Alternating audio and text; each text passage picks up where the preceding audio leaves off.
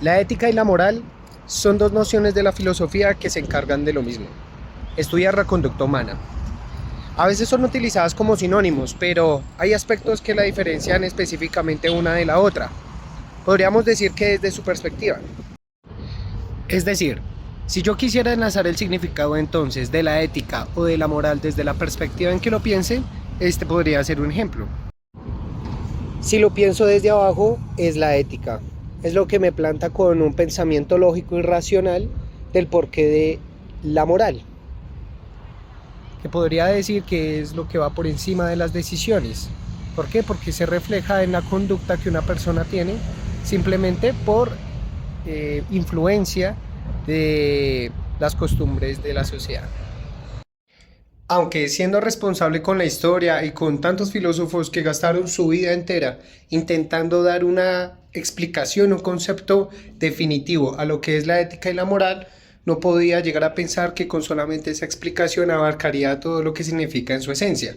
Por eso me bañé, me cambié y me conseguí un librito bien chido para explicarlo.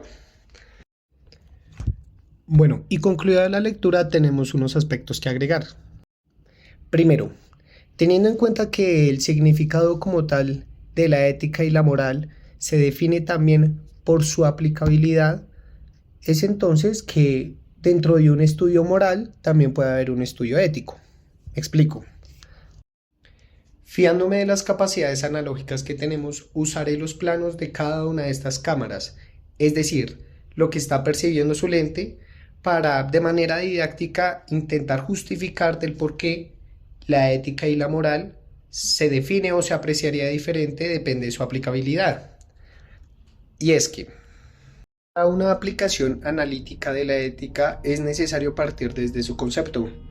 Y bueno, tenemos que saber qué es esa institución que se encarga de estudiar del por qué las conductas del ser humano, de por qué define qué está bien y qué está mal. En ese orden de ideas, la cámara pequeña sería la ética, que se refiere a mí. Y la moral, que es la cámara posterior, es de cómo yo percibo mi entorno.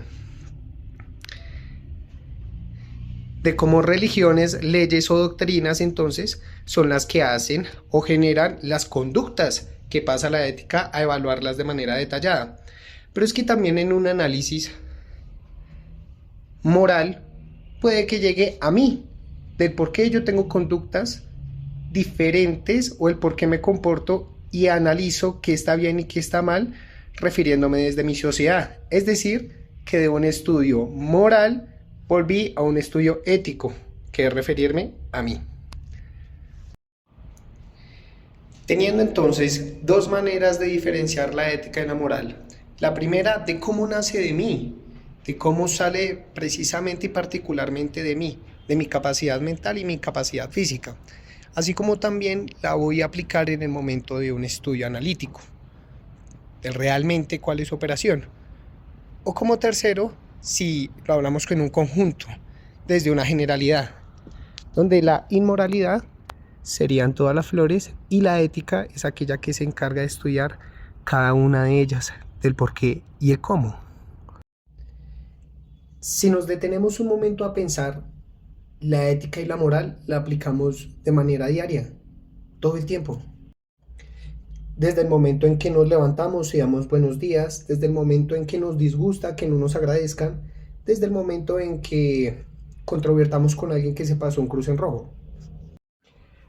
Ahora, si las conductas se derivan de nuestra cultura, porque generalmente es así, de nuestras leyes, de nuestra religión o de nuestra doctrina, la moral tendría un constante cambio en razón del cambio social que siempre tenemos nosotros como seres humanos.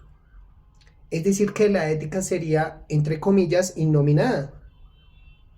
En ningún momento llegaremos a definir totalmente aspectos de la ética, porque se derivan de aspectos morales.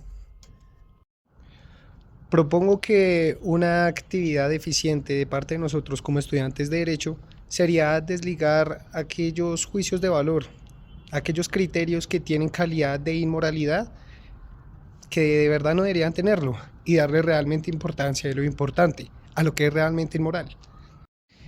Y eso lo logramos partiendo de nuestra ética, de cómo lo que tiene origen en lo personal y podamos transmitir a las demás personas genere una crítica moral, derivada de las leyes de lo que es correcto o no, teniendo el conocimiento normativo. Por ahí dicen que eso genera sociedad y cultura.